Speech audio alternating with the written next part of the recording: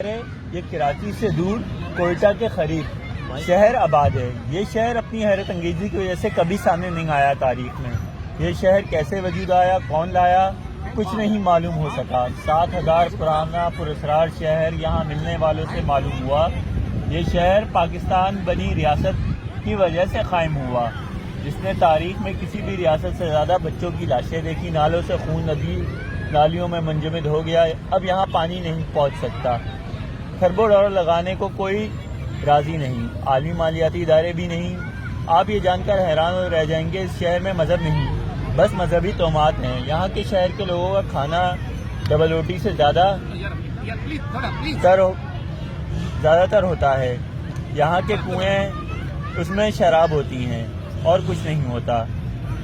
روٹی کے پہاڑ ہیں، شہد کے کنویں ہیں۔ حیران کن بات یہ ہے، یہاں عمر 100 سے زائد ہوتی ہے۔ یہاں عجیب رسم ہے، یہاں جس کے گھر پہ موت واقع ہوتی ہے، اس کے گھر میں جشن مناتے ہیں۔ اس کو ایک گاڑی میں لٹا کر گھر کا سب سے بڑا شخص اس کو لے کر اگلے شہر کی طرف دفنا کر اس سے اگلے شہر جا کے رہنا شروع کر دیتا ہے۔ چرند پرند کو کھلا کر وہ شخص اسے اگلے شہر کی طرف قیام کرتا ہے، جہاں وہ تھک جانے سے اس شہر کے بعد وہیں ڈیرا ڈال لیتا ہے۔ اس عجیب و غریب رسم کی کوئی روایت، کوئی تعویل کہیں سے نہیں ملی۔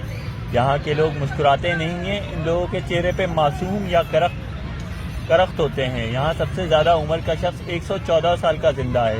اس سے پوچھنے پر معلوم ہوا یہاں کمانے کا رواج نہیں، کیونکہ شہر کے اندر خوراک موجود ہوتی ہے، دگنی آبادی بھی ہو جائے، یہاں تک کہ 10 لاکھ تک کی بھی آبادی، تب بھی یہ آرام سے یہاں رہ سکتے ہیں۔ یہاں کے لوگوں کو بس بخار اور کھانسی ہوتی ہے، یہ کسی موذی مرض سے نہیں ان کی طرف رخ کرتا۔ یہاں دنیا کی تقریباً ہر جڑی بوٹی پائی جاتی ہے۔ یہاں کے لوگ موسیقی کے بہترین آلات بناتے ہیں اور رقص کرنا جانتے ہیں۔ یہاں کے لوگ اداکاری، کہانیاں، قصے، نظمیں اور انقلابی گانے لکھتے ہیں۔ یہاں کی بولی میں بے تحاشا الفاظ پائے جاتے ہیں، ہر لفظ کے 17 سے 20 الفاظ پائے جاتے ہیں۔ ہر نام کسی نہ کسی شخص کے ایک ہی معنی ہوں گے، اس سے زیادہ کسی شخص کے معنی نہیں ہو سکتے نام کے۔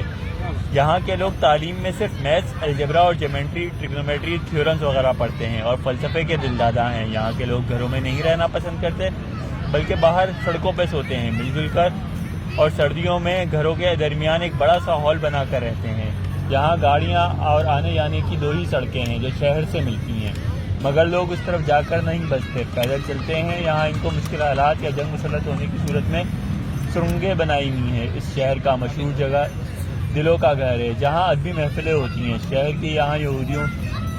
شہر کی ایک جانب یہاں یہودیوں کے مذہب کو لے کر یہ بات کہی جاتی ہے، یہاں من و سلوا اترا کرتا تھا، اس وجہ سے ڈبل روٹی اور شہد کے کنویں ہیں۔ جبکہ مسلم تہذیب کے اس سے متعلق یہ بات ملتی ہے کہ مرنے کے 3 دن تک جشن سوگ کی طرح منایا جاتا ہے۔ ہندوؤں سے متعلق یہ لوگ جنموں پر یقین رکھتے ہیں، کہتے ہیں 7، 14 یا 21 جنم بھی ہو سکتے ہیں۔ یہاں 4 شادیاں بھی تھیں اور 1 شادی کا رواج بھی۔ یہاں مذہبی نہ مندر ملتا ہے، نہ مسجد، نہ کسی چرچ، نہ کوئی دیواری گریا، کسی قسم کی عبادت گاہ نہیں ہے۔ یہاں کے لوگ دکھنے میں سست لگتے ہیں، مگر کام کرتے ہوئے ایسے تیز ہو جاتے ہیں جیسے بجلی بھری ہو ان میں، اور ڈانس کرتے ہوئے ان کے جسم میں ایک الگ ہی دل ترنگ ہوتی ہے۔ رقص کرنے میں بہت سی اقسام تھی، مگر یہاں کا ثقافتی رقص کچھ ہندی فلموں جیسا تھا۔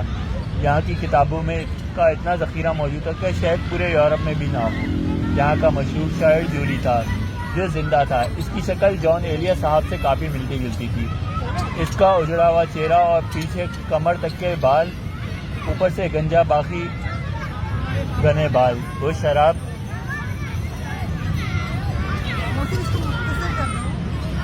شراب پی کر زندہ رہتا تھا اور اس نے زندگی میں کل علمی دیکھے۔ ریکارڈ کر رہا تھا آڈیو کے تھرو؟